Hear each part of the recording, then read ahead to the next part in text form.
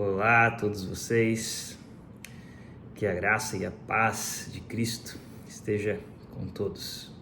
Quero te convidar para a gente fazer um estudo de um assunto muito, mas muito importante e muito relevante para os nossos dias de hoje. O tema que eu quero tratar aqui é a diferença entre cristão nominal e o discípulo de Jesus. Queridos, isso é de uma importância enorme. Nós entendemos a diferença entre alguém que é um cristão nominal e um verdadeiro discípulo de Jesus. Por que isso? Não sei se você sabe, no ano de 2023, a Global Religion, eles fizeram uma pesquisa aqui em referência ao Brasil, e nessa pesquisa 70% dos brasileiros se declararam cristãos. 70%, se a gente pegar aí, em média hoje 220 milhões de habitantes no Brasil, isso vai dar mais ou menos aí 154 milhões de pessoas que se declaram cristãs. E aí tem um número ainda maior de que pessoas que creem em um Deus, em um poder supremo. Esses são 89%, quase podemos arredondar aí para 90% dos brasileiros que acreditam num Deus, num único Deus. E a gente sabe que isso não é uma realidade. Se de fato desses 70% que se declaram cristãos fossem cristãos verdadeiros, discípulos de Jesus, nós não seríamos um país tão conhecido pela sua imoralidade, um país onde o carnaval é um grande destaque, onde a imoralidade e a prostituição reina, um país onde a gente sabe que a corrupção está entremeada dos mais altos escalões até os mais baixos, por meio de toda a sociedade. Um país onde o crime é algo normal e corriqueiro, com índice às vezes até mais altos do que países em guerra. Um país em que traficantes se declaram cristãos. Dizem que tem o seu pastor. Então isso é para a gente ter uma noção da bagunça, de quão distorcido está aqui no nosso país, pelo menos, a compreensão do que é ser cristão. 70% de um país cheio de imoralidade, cheio de corrupção, cheio de crime, se declaram cristãos. Então, aqui a gente tem essa premissa: existe algo errado. Tem muita gente se declarando cristão, mas que não é. Então é sobre isso que eu quero conversar com você, baseado em textos que nos dizem e nos falam da importância de nós compreendermos isso, de nós sabermos verificar quem são os falsos irmãos, os que se declaram cristãos, mas não são. Quero começar aqui nessa introdução lendo com você um texto bíblico, 1 Coríntios capítulo 5, versículo 11. Olha só o que o apóstolo Paulo vai nos ensinar aqui. Mas agora estou lhes escrevendo que vocês não devem associar-se com qualquer que, presta atenção aqui nessa palavra, que dizendo-se irmão, seja imoral, avarento, idólatra, caluniador, alcoólatra ou ladrão. Com tais pessoas vocês nem devem comer. Pois como haveria eu de julgar os de fora da igreja? Não devem vocês julgar os que estão dentro? Ele está fazendo aqui uma pergunta retórica. Não devem vocês julgar os que estão dentro? Que a resposta é sim, devemos observar, julgar a vida, observar as práticas daqueles que se dizem irmãos, mas não são, porque estão no nosso meio para nos enganar. Aqueles que abertamente são incrédulos e vivem para o mundo, nós somos chamados a amá-los, a testificarmos de Cristo para eles. Mas as Escrituras nos trazem uma postura muito diferente com relação àqueles que, dizendo-se irmãos, estão em nosso meio apenas para deturpar o significado e a mensagem do Evangelho. Isso é muito interessante. É algo hoje muito pouco falado. Porque sempre que chega nesse tipo de assunto, muitas pessoas vão dizer: você está julgando, e nós não podemos julgar. Isso hoje é muito usado. Não podemos julgar ninguém, não podemos atacar nenhuma religião, porque todos os caminhos levam a Deus. Mas não é o que nós aprendemos nas Escrituras, não é o que nós aprendemos com Jesus. Mateus capítulo 7, versículo 20, Jesus vai nos ensinar a sabermos diferenciar os falsos mestres, os falsos ensinadores, dizendo assim: pelos seus frutos vocês os reconhecerão. Observem os frutos da vida deles. Observem se da vida deles é produzido amor, mansidão, paz, longanimidade, domínio próprio. Observem a vida deles e vocês vão ver, nós somos ensinados pelo nosso Senhor Jesus. Observem, julguem aqueles que estão no meio de vocês e se dizem mestres, se dizem ensinadores do caminho, mas na verdade o fruto das suas vidas é completamente oposto à mensagem do Evangelho. Isso não deve ser algo que surpreende a nós cristãos. Quando Paulo está se despedindo da igreja de Éfeso, dos presbíteros, tem uma passagem muito interessante em Atos capítulo 20, versículo 29. Observe o que Paulo está dizendo para aquelas pessoas, para a igreja de Cristo. Olha o alerta que ele deixa, Atos capítulo 20, versículo 29. Eu sei que depois da minha partida, lobos ferozes penetrarão no meio de vocês e não pouparão o rebanho. Olha só, Paulo está falando do perigo daqueles que vão vir de fora e vão penetrar na igreja do Senhor. Lobos ferozes, tentando trazer confusões teológicas, distorções teológicas. Eles vão penetrar no meio do rebanho.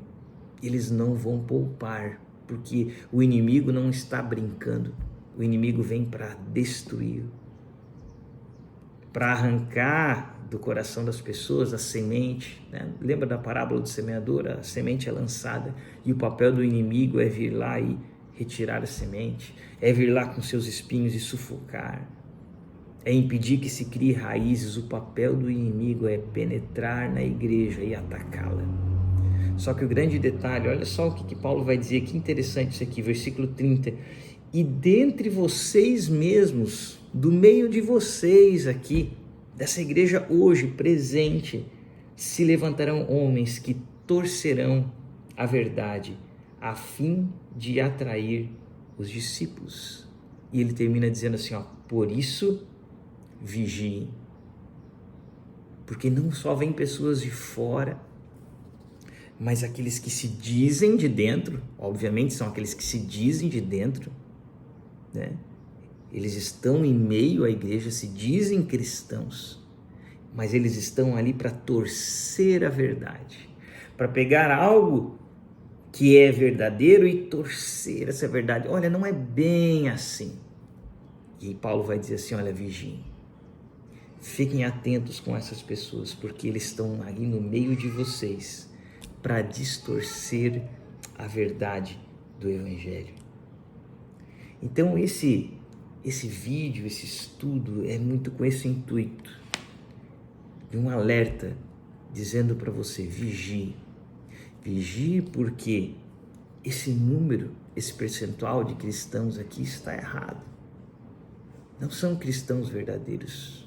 Nós temos um gigantesco número de cristãos no Brasil que são cristãos nominais. o que é muito diferente de um discípulo de Jesus. E o que eu quero usar aqui como material para a gente fazer esse estudo é uma entrevista que o Danilo Gentili fez com Luciano Camargo, agora num programa especial de Natal. Eu até tinha feito um vídeo usando o vídeo da internet, mas o YouTube bloqueia, né? Aprendi isso agora. Não é possível usar o vídeo aqui, porque por causa de questões de direitos autorais, né? Então eu vou só citar alguns trechos da conversa entre eles, o que já é suficiente aqui para a gente entender o assunto. Esse vídeo, essa entrevista, se você depois quiser assistir, é só procurar no YouTube, né? Entrevista com Luciano Camargo, escrever ali do lado de noite, né? THE, né? De noite, de noite. Então você já vai achar a entrevista, vai poder assistir. O trechinho que nós vamos avaliar aqui vai ali dos 12 minutos até os 17 minutos. É o trechinho principal da conversa deles, onde fica muito fácil nós percebermos essa diferença entre um cristão nominal e um cristão no processo de discipulado, no processo de se tornar como Cristo, num processo de amadurecimento.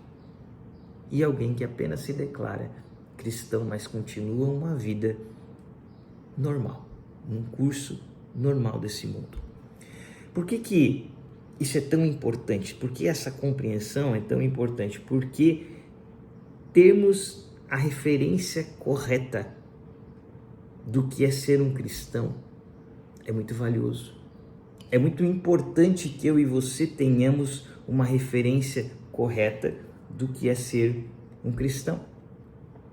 Simplesmente porque, se você não tiver a referência certa, se você olhar alguém e dizer, olha, esse aqui é um cristão, e aquela pessoa for um falso cristão, um cristão apenas nominal, e você usar aquela pessoa como referência, você vai continuar na sua vida bem tranquilo, dizendo, eu sou um cristão, porque a sua referência está distorcida. Percebe a importância? Então, por isso que é importante eu saber distinguir entre um cristão nominal e um cristão verdadeiro, para que eu não corra o risco de ter uma referência distorcida.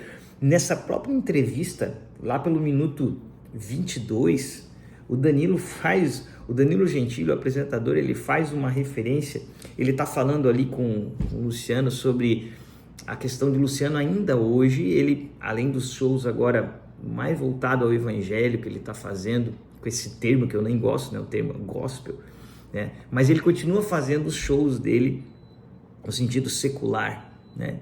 No entanto, aí o Danilo Gentili tentando explicar, isso não tem problema nenhum, você fazer o show secular junto com o Zezé de Camargo, porque aí ele cita o exemplo do Elvis Presley. Mas afinal, Elvis Presley era da Assembleia de Deus, e fazia os shows, e foi quem foi o Elvis.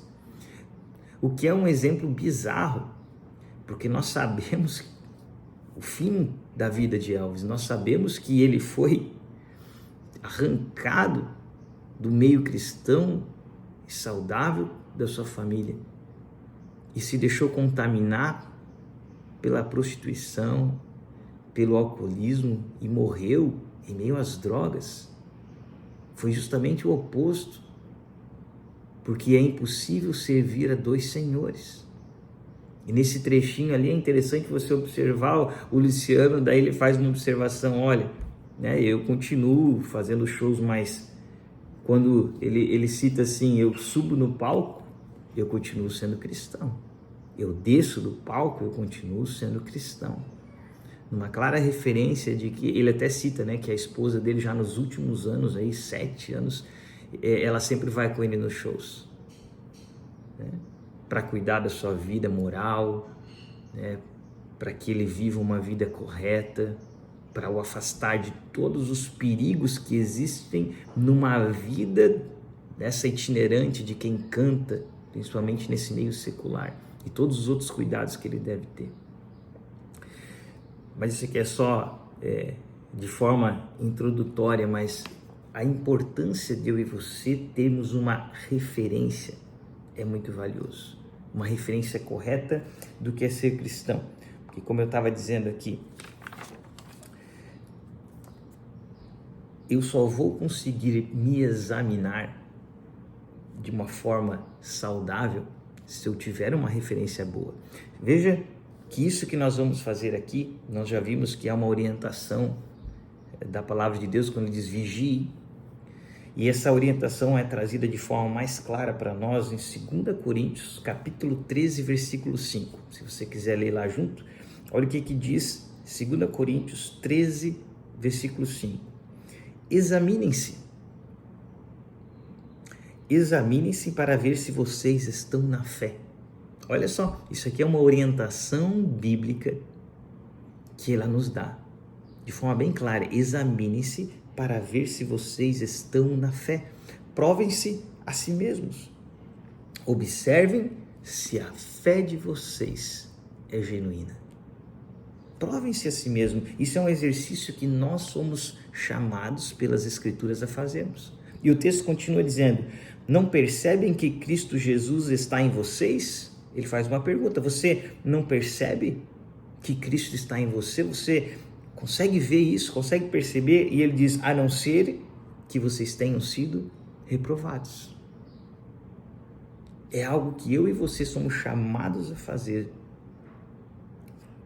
Provarmos se estamos de fato na fé, se não temos sido reprovados por Deus.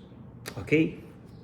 Então, vamos lá para a conversa deles, para esse trechinho da conversa entre Danilo Gentili e o Luciano Camargo. Então, eles estão lá na entrevista, e ali pelos 12 minutos, Danilo vai falar sobre a conversão e vai perguntar: você se converteu em 2020, né? Você fez essa declaração. E antes que o Luciano respondesse, o Danilo diz: mas você sempre foi cristão. É porque o pessoal vem com esse negócio de que tem que aceitar a Jesus, mas eu nunca rejeitei. E aqui o Danilo deixa muito claro a visão, o entendimento dele com relação ao que é ser cristão, né? Ora, por que esse negócio de eu tenho que aceitar Jesus? Eu nunca o rejeitei. E aí vem a resposta do Luciano, que é muito interessante. Ele vai dizer assim: olha, Danilo, eu nunca rejeitei, né? No sentido de que eu nunca blasfemei o nome de Cristo. Ele sempre foi um cristão, sempre frequentou a igreja juntamente com a sua esposa, né? Nunca blasfemou o nome de Cristo. Não, ele nunca fez isso. Mas ele vai dizer assim: mas eu nunca criei de verdade. Eu criei quando de fato o Espírito Santo habitou em mim. Olha que maravilhoso isso, essa declaração dele. Eu nunca rejeitei, mas eu nunca criei de verdade. E esse é o ponto. Esse é o grande cerne da questão. Eu nunca criei de verdade. Existe uma crença, uma fé que o apóstolo Tiago vai falar para nós, que é uma fé vazia.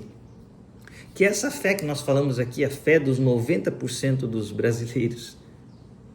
Porque creem em um Deus, creem numa força superior. E olha só o que Tiago vai falar a respeito dessa crença, dessa fé. Tiago capítulo 2:19, olha que sério. Ele vai dizer assim: você crê que existe um só Deus? Você tem essa fé de que há um Deus, de que, eu acredito aí que os cristãos estão certos. Você tem essa fé? Olha o que Tiago vai dizer assim: muito bem. Ele é até um pouco irônico, né? Dizendo: muito bem, parabéns pela sua fé. Porque até mesmo os demônios creem em Deus. Até mesmo os demônios sabem que Deus existe, sabem o que Cristo fez, sabem que Cristo ressuscitou dentre os mortos. Os demônios creem nisso e diz que eles estremecem diante da autoridade de Cristo e do nosso Deus. Veja que sério é isso. Porque nós muitas vezes pensamos que para sermos condenados, precisamos rejeitar, precisamos blasfemar, precisamos negar o cristianismo, mas não. Para a nossa condenação basta que nós não creiamos de verdade, não tenhamos uma fé genuína. Olha só, vamos para um texto mais específico. João capítulo 12, versículo 48. Palavras do nosso Senhor Jesus. Olha o que Jesus vai dizer com relação a essa questão de rejeitar. Há um juiz para quem me rejeita. Olha só, e quem é que rejeita Cristo? O que é rejeitar para Jesus? O que ele entende que é rejeitá-lo? Há um juiz para quem me rejeita e não aceita as minhas palavras. Tá vendo só Jesus atrelando? A rejeição a ele é quem não aceita as suas palavras. Quem que é esse juiz? Ele vai dizer aqui para nós: a própria palavra que eu proferi o condenará no último dia. Olha que sério isso aqui. Jesus está falando que quem não aceita as suas palavras, a própria palavra, a Bíblia, as Escrituras Sagradas, que aquilo que ele proferiu, aquilo que está registrado a respeito de Jesus, Mateus, Marcos, Lucas, João, o condenará no último dia. Quando nós rejeitamos as suas palavras, a sua mensagem, quando nós ignoramos essa palavra, nós estamos rejeitando a Cristo. Capítulo 14, um pouquinho mais para frente, do mesmo Evangelho de João, no versículo 23, Jesus vai explicar ainda mais claramente isso aqui, dizendo assim: se alguém me ama, você declara que ama Cristo, você declara que é cristão, ok.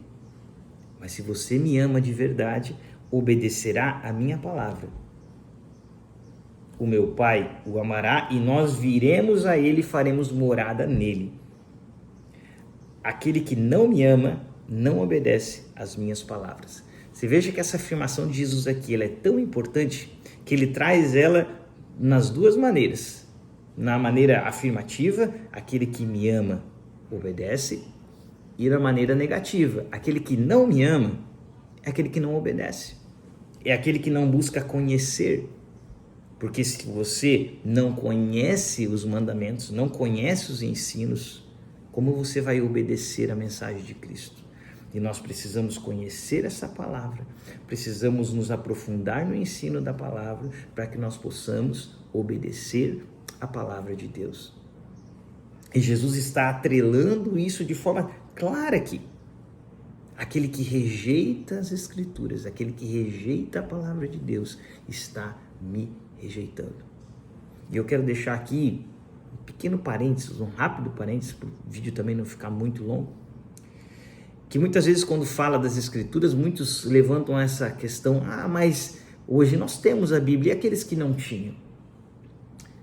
O Senhor, nosso Deus, é um Deus poderoso. Existem coisas reveladas a nós que nós sabemos, o que não está revelado nós não sabemos, mas Ele é um justo juiz e julgará todos de forma justa. O que nós sabemos é que o próprio Jesus vai falar de Abraão, que viveu milhares de anos antes dele, e vai dizer assim: Abraão viu os meus dias e se alegrou. A galeria dos heróis da fé, Hebreus 11, vai dizer que eles, todos aqueles heróis da fé, o povo de Israel, contemplaram a promessa de longe. Ou seja, Deus tem a sua maneira de fazer com que aqueles que estavam antes de Cristo, mas o contemplassem como a salvação que haveria de vir. E Romanos capítulo 4 vai dizer que Abraão não foi salvo por suas obras, porque ninguém pode ser salvo por suas obras. Todos são salvos pela fé. Uns na fé do Cristo que haveria de vir, que estavam no passado, e nós na fé no Cristo que já veio. Mas Cristo é o centro da história. E se hoje eu e você estamos do lado da história, que eu diria privilegiado, porque nós já temos a promessa revelada em Cristo. E muito mais do que a promessa, nós temos a palavra escrita. Nós temos Mateus, Marcos, Lucas e João, os evangelhos que relatam tudo Cristo que viveu, tudo que Cristo viveu. Nós temos as cartas de Paulo, preciosíssimas, explicando tudo a respeito do Cristo, a respeito do sacrifício. Nós temos um presente maravilhoso. E quando nós nos negamos a ouvir essa mensagem e obedecê-la, como Jesus acabou de falar aqui, nós acabamos de ler, é esse processo que nós estamos rejeitando. Se você quiser, eu li essa frase esses dias na internet, se você quiser ir ao inferno, seja você mesmo. Não precisa se esforçar muito, não. Não precisa blasfemar, não precisa se declarar ateu, não. Se você quiser ir ao inferno, seja você mesmo. Essa frase me chamou a atenção. E aí você pode perguntar, tá, mas qual que é uma base bíblica? Podemos seguir na mesma ideia aqui do Evangelho de João. João capítulo 5, versículo 24. Olha o que Jesus vai dizer. Eu lhes asseguro. Em algumas versões vai dizer, em verdade vos digo, que é quando Jesus queria deixar bem claro uma coisa, né? Olha, isso aqui vocês têm que prestar atenção. Jesus sempre falava assim, em verdade vos digo, quem ouve a minha palavra e crê naquele que me enviou, esse tem a vida eterna e não será condenado. Olha só, constantemente Jesus estava atrelando o fato de não ser condenado, o fato de ter a vida eterna, com ouvir as suas palavras, com prestar atenção aos seus ensinamentos. E ouvir e obedecer as palavras de Jesus é muito diferente de ser eu mesmo. De viver uma vida onde eu ignoro o estudo da palavra, onde eu ignoro o conhecimento profundo dos ensinos de Jesus e sigo a minha vida. Sabe aquela música conhecida? Deixa a vida me levar, vida leva eu. Eu me declaro cristão, visito, né, um culto evangélico, uma missa, o que seja, no final de semana, alivio a minha consciência, cumpro os meus deveres, às vezes entrego até a oferta lá e sigo a minha vida do meu jeito, da minha maneira. Porque afinal de contas eu não estou rejeitando a Cristo, eu sou um cristão.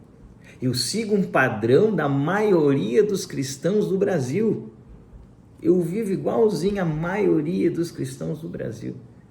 Eu tenho uma referência distorcida, não conheço Cristo, não conheço seus ensinamentos, não conheço o Sermão da Montanha, não busco viver essas coisas, mas eu sou um cristão. Veja o perigo disso.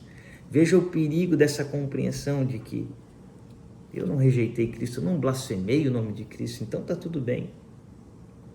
De acordo com o que Jesus fala aqui, e desses poucos textos que nós acabamos de ler, não está tudo bem.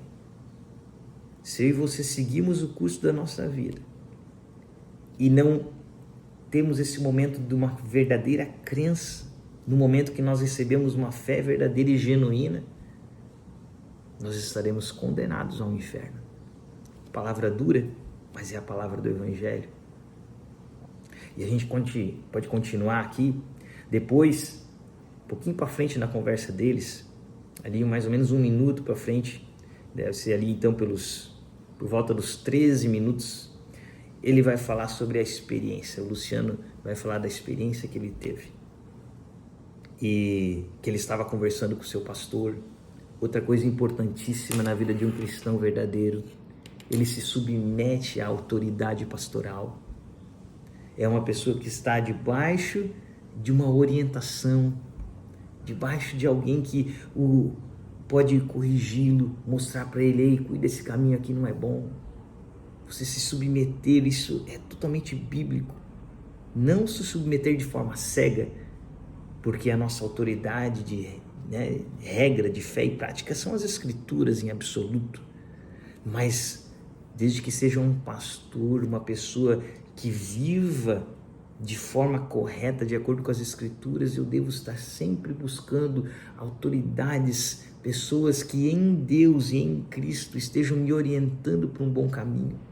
E a gente vê no testemunho do Luciano como isso foi vital para ele ter esse encontro verdadeiro. Ele estava caminhando junto com homens de Deus, com pessoas que tinham a Bíblia como uma referência para a sua vida, para a sua prática. E ele estava conversando com esse pastor. Até onde eu sei, o meio ali que o Luciano está presbiteriano, nós sabemos que os presbiterianos são pessoas, são reformados, são pessoas que buscam o conhecimento da palavra de forma, com um zelo muito grande. Então ele está ali conversando com o seu pastor e falando que ele precisava ter um encontro verdadeiro. Ele estava percebendo essa necessidade de ele não ser esse cristão nominal. Ele estava percebendo que ele vivia um cristianismo vazio.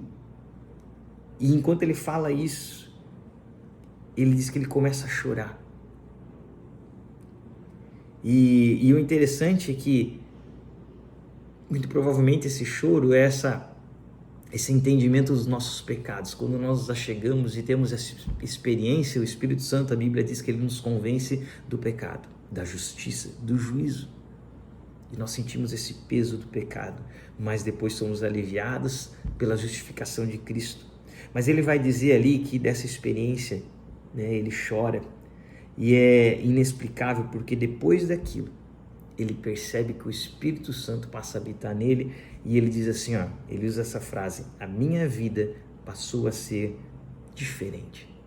E o Danilo pergunta: mas diferente como? E é interessante ver uma curiosidade genuína no Danilo: mas como assim diferente? Que vida é essa? Como assim mudou? Diferente o quê? E aí o Luciano vai falar assim: tudo. Eu passei a enxergar a vida de outra maneira. Isso aqui é maravilhoso demais, queridos. Eu passei a enxergar a vida de outra maneira. É o que a verdadeira conversão ela traz para nós. A gente passa a ver todas as coisas de maneira diferente. E para a gente entender um pouquinho disso, quero mostrar aqui para vocês Efésios capítulo 5, versículo de 1 a 7. Para você ter um vislumbre do que as Escrituras falam a respeito de alguém que tem um encontro genuíno com Cristo. O que a fé genuína produz e como isso é diferente de uma vida de um cristão nominal. Olha só, capítulo 5 de Efésios. Portanto, sejam imitadores de Deus como filhos amados, e vivam em amor, como também Cristo nos amou e se entregou por nós, como oferta e sacrifício de aroma agradável a Deus. E aí, como eu sou um imitador de Deus, esse meu amor, essa minha paixão por Deus começa a se refletir na minha vida, no meu dia a dia, nos pequenos detalhes. Que é algo que o Luciano vai falar ali na entrevista. Ele vai dizer assim: esse servo, essa pessoa que agora está sendo moldada por Deus, ele não quer mais, isso que são as palavras do Luciano, ele vai dizer assim, ele não quer mais palavras torpes em sua vida, ele não quer mais momentos errados. Agora olha a similaridade disso aqui. Isso aqui são palavras de alguém que está sendo discipulado, que está entendendo a mudança que o Evangelho deve trazer. Olha o que diz no capítulo 5, seguindo a nossa leitura, a partir do versículo 3. Entre vocês não devem haver nem sequer menção de imoralidade sexual, como também de nenhuma espécie de impureza e de cobiça, pois essas coisas não são próprias para os santos. O verdadeiro cristão começa a perceber que existem coisas que não são lícitas para ele, que não são próprias para alguém que é chamado para o Evangelho. Não haja obscenidade, nem conversas tolas, nem gracejos imorais que são inconvenientes, mas ao invés disso, haja ações de graças, porque vocês podem estar certos disto: nenhum imoral, ou impuro, ou ganancioso que é idólatra tem herança no reino de Cristo e de Deus.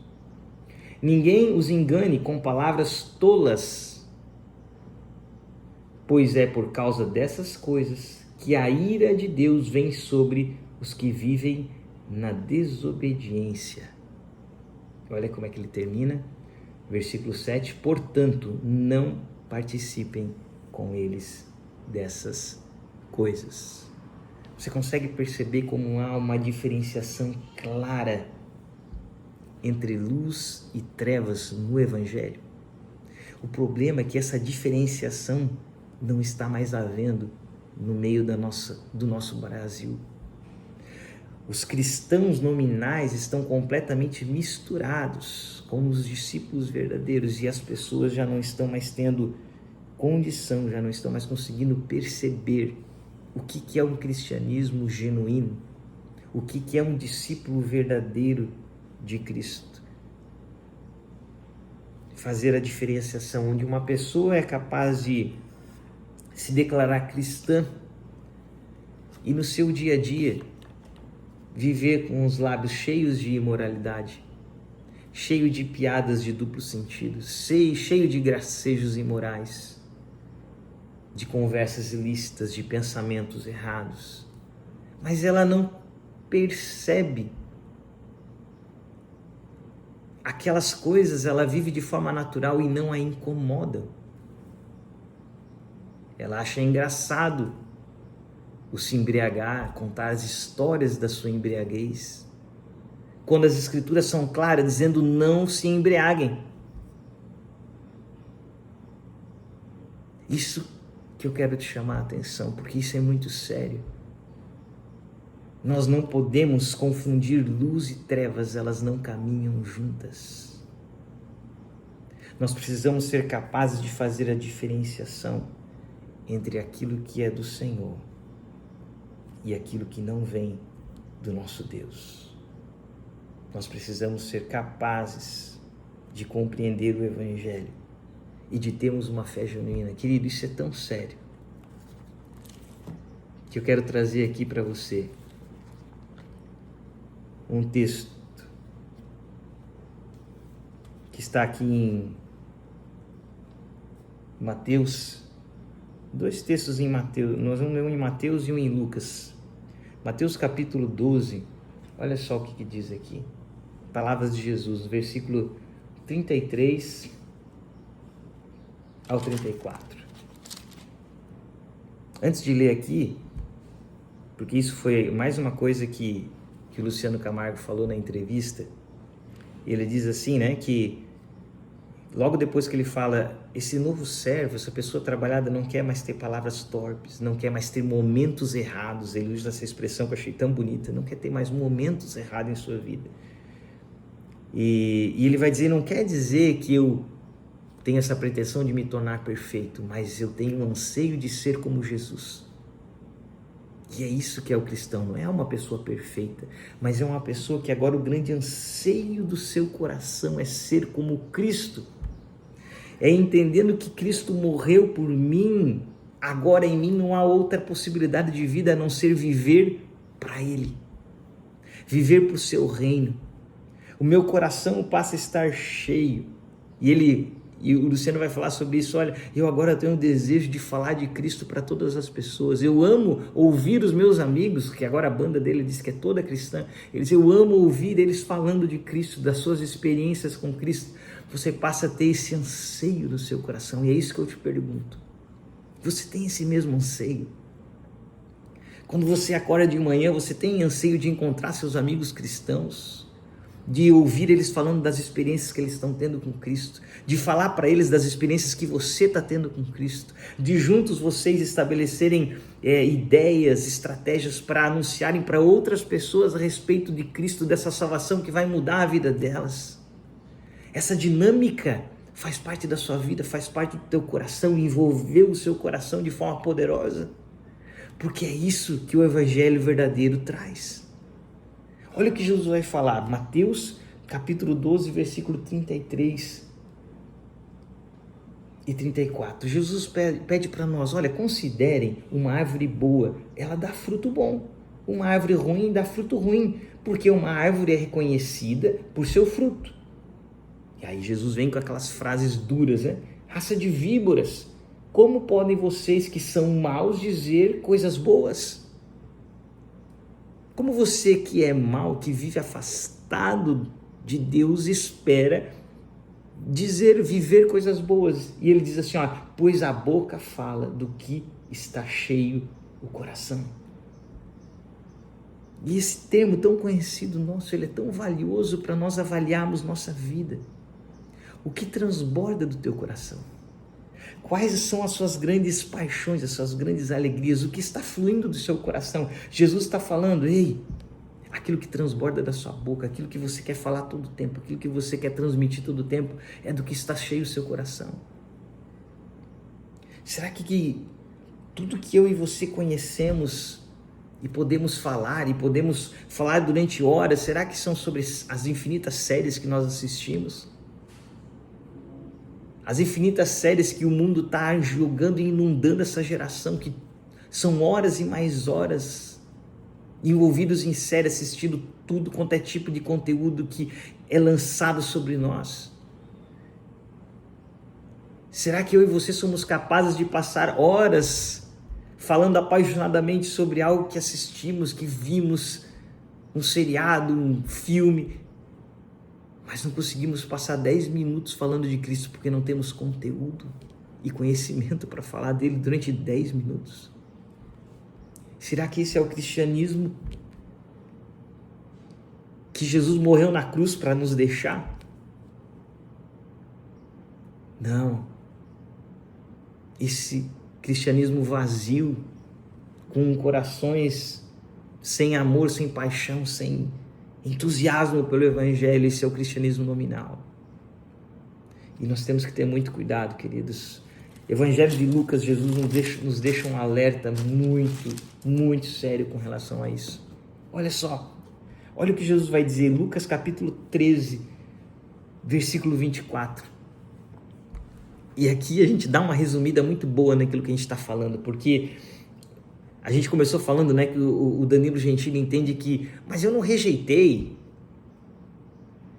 Mas justamente para entrar no reino de Deus não é uma questão de não rejeitar.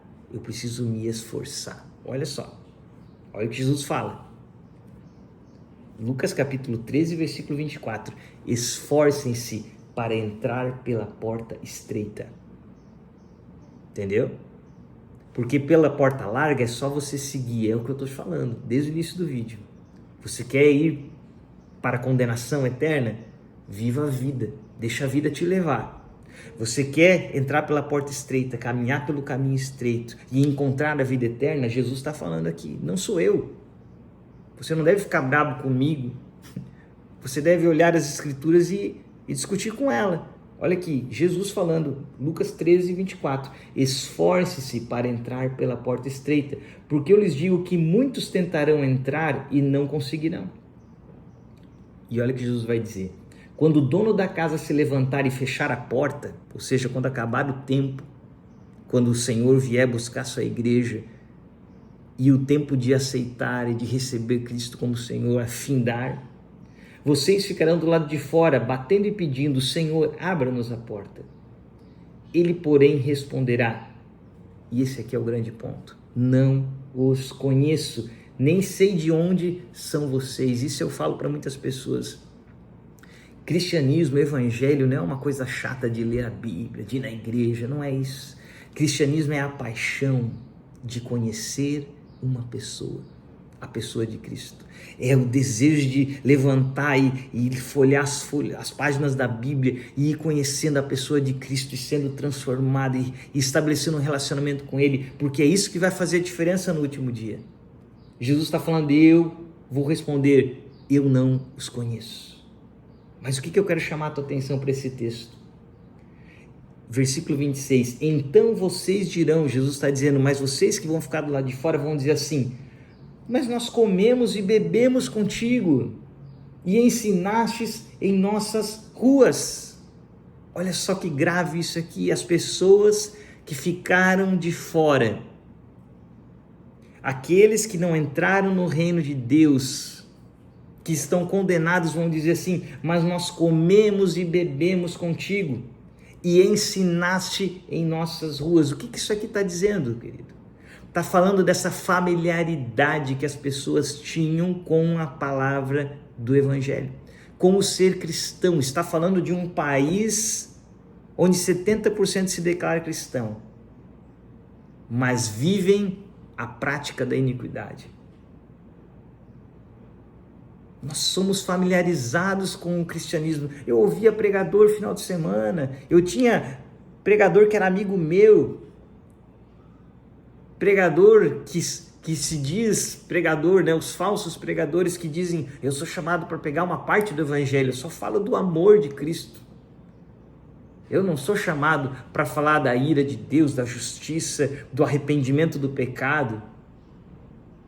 É as pessoas que vão estar falando isso aqui, ei, mas nós conhecíamos, eu ouvi tantas vezes a respeito de Cristo. Aquelas palavras dizendo, Jesus te ama do jeito que você é, pode continuar vivendo em pecado, pode continuar se prostituindo, pode continuar sua vida de imoralidade sexual, pode continuar sua vida de bebedeira, Jesus te ama do jeito que você é e você não tem que mudar. Nós abraçamos esses homens e Jesus vai dizer, mas eu não conheço. Veja que grave, veja quão grave isso é, querido.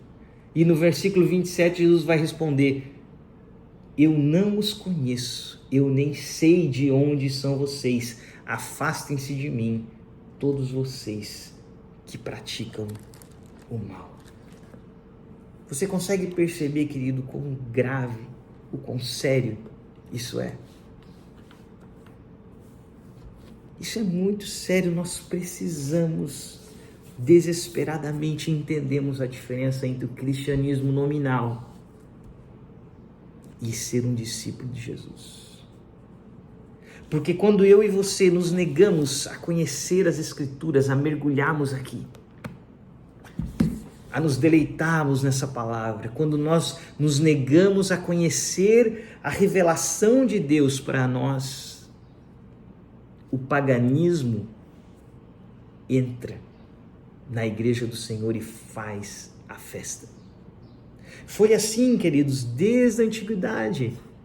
Quando Israel entra na terra prometida, qual era a grande ordem de Deus? E aqui eu quero trazer esse assunto só para a gente encerrar. Israel entra na terra prometida. A grande ordem de Deus é o quê? Exterminem todos os povos que vocês forem vencendo. Parece uma ordem tão cruel, tão terrível de Deus exterminar todas as pessoas, jovens, crianças, adultos. Por que eles tinham essa ordem? Deus deu essa ordem justamente para que eles não se contaminassem com o paganismo naquela terra. Aqueles povos que adoravam os outros deuses, que cultuavam outros deuses, e a ordem de Deus para o seu povo foi uma só: somente a teu Deus adorarás, somente ao Senhor teu Deus prestarás culto. E quem estuda a história de Israel sabe que o que aconteceu? Eles começaram a poupar aqueles povos e começaram a se contaminar com os deuses pagãos. E o grande engano do povo de Israel era o seguinte, que eles continuavam com o seu templo, continuavam com o seu tabernáculo, fazendo suas ofertas ao Deus deles, ao Deus Altíssimo. E ao mesmo tempo, eles queriam também fazer umas ofertas, uns sacrifícios a Baal, aos outros deuses. E pensavam que estava tudo bem, tudo ok. Não, eu também, eu sou de Deus aqui, ó. Eu vou no culto. Mas durante a semana, eu cultuo a mim mesmo, aos meus prazeres, aos meus conceitos do que é certo e o que é errado, porque eu não busco entender nas Escrituras o que é certo e o que é errado. Você consegue perceber? Nós hoje vivendo o mesmo que Israel vivia, e Israel vivia sendo castigado por Deus todo momento, sequencialmente na caminhada deles, porque eles insistiam em querer adorar a Deus e os outros deuses. O que não é possível, querido. No Evangelho, em Cristo, nós somos chamados a adorarmos somente a Deus. Somente Cristo é o Senhor em nossas vidas. Quando os primeiros cristãos eram martirizados, eu estou vendo isso aqui nesse livro maravilhoso, já deixo essa dica para quem quiser, o livro dos mártires. Quando os primeiros cristãos estavam sendo martirizados, eu estou ali por volta de 250, 300 depois de Cristo, onde estavam constantemente sendo mortos. E esses cristãos eram descobertos e eram levados diante da autoridade. O grande fator que fazia com que eles fossem mortos Não era o fato deles adorarem Jesus como Senhor. Mas o que os oficiais romanos diziam era assim: olha, seguinte, pega aqui e sacrifica diante do nosso Deus romano aqui. Porque para eles estava tudo bem, vocês podem adorar esse teu Jesus, mas também adoram o nosso Deus aqui. E eles eram mortos, porque eles se negavam a adorar esse outro Deus, esse Deus pagão. Porque eles sabiam que se ajoelhassem, se adorassem esses outros deuses, eles estariam negando a Cristo. Os primeiros cristãos, por lerem a Bíblia, por terem a proximidade com o Evangelho, já sabiam que somente ao Senhor teu Deus adorarás. Jesus dizendo: eu sou o caminho, a verdade e a vida. Não são todas as religiões que levam para Deus esse discurso ecumênico, que hoje as pessoas estão com medo de dizer e declarar que somente Cristo é o caminho, porque queremos ser politicamente corretos e aceitáveis aos outros, e começamos a chamar de irmãos pessoas que se prostram diante de ídolos. Começamos a chamar de irmãos igrejas que têm outros livros que são equiparados à Bíblia Sagrada. Não. Assim como os primeiros cristãos, nós devemos ser fiéis e não nos prostrarmos e não adorarmos outros deuses, sabendo que a nossa fé, sabendo que a nossa adoração deve ser exclusivamente ao nosso Deus, aquele que nos deu o seu Filho para morrer na cruz, para derramar seu sangue sobre nós, perdoando as nossas iniquidades, que ao subir aos céus enviou o seu Espírito Santo para habitar em nós e para gerar em nós uma consciência do pecado, uma vida santificada, uma vida transformada. Tudo isso que nós falamos aqui.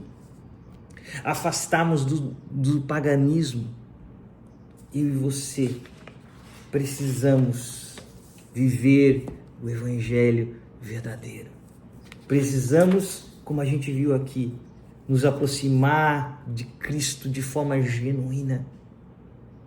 Encontrarmos essa fé, como a gente viu lá no início, uma fé verdadeira, uma fé transformadora, uma fé que vai gerar em nós corações de servos, corações prontos a viver por Cristo, a morrer por Cristo.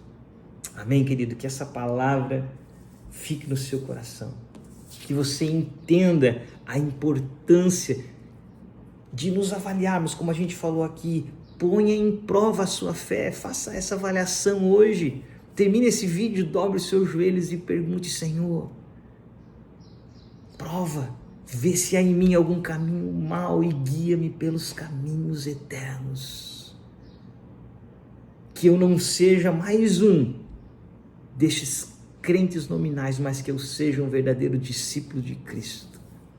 E se essa palavra foi bênção para você, não deixa de curtir, apertar o joinha embaixo do vídeo, não deixa de se inscrever no canal, porque toda hora que sair algum vídeo novo, você é notificado. E mais importante, cada um de nós deve fazer a sua parte. Se isso foi edificante para você, se você percebeu aqui o Evangelho sendo falado, porque tudo que fez aqui foi citar um texto bíblico atrás do outro.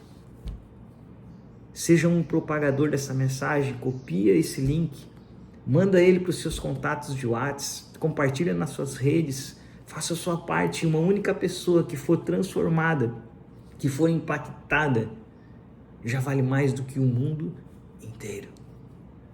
Que eu e você possamos amar o reino de Deus, que mais e mais pessoas possam ter seus olhos abertos e não sermos mais cristãos nominais, mas sermos verdadeiramente discípulos de Cristo e desfrutarmos dessa alegria, desse prazer que é conhecer a pessoa de Cristo através das Escrituras e permitir que Ele nos transforme, permitir que Ele habite em nossos corações e vá tirando tudo aquilo que é ruim, que vamos nos despindo do velho homem e vamos nos revestindo do novo homem. Amém, querido? Que o Senhor te abençoe, que a graça e a paz de nosso Senhor Jesus Cristo esteja com todos nós. Amém? Até o próximo vídeo.